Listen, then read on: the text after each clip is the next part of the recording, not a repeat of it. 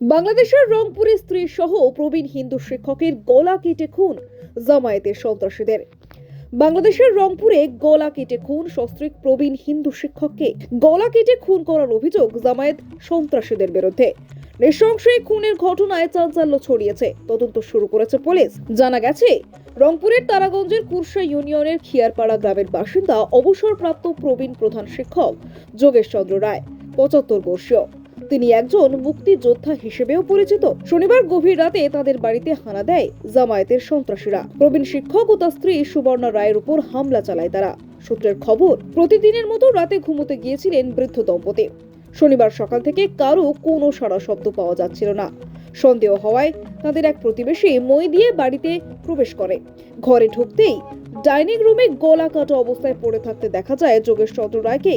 রান্নাঘরে গলা কাটা অবস্থায় পড়েছিলেন বছর ৬০-এর সুবর্ণা রায়। সঙ্গে সঙ্গে স্থানীয়দের বিষয়টি জানানো হয়।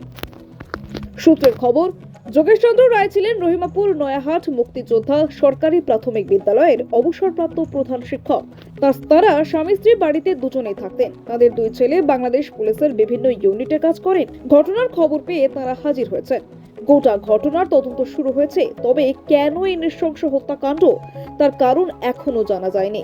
পুলিশের প্রাথমিক ধারণা, দুজনকেই মাথায় আঘাত করে খুন করা হয়েছে। ইতিমধ্যে দেহ উদ্ধার করে ময়না তদন্তের জন্য পাঠানো হয়েছে।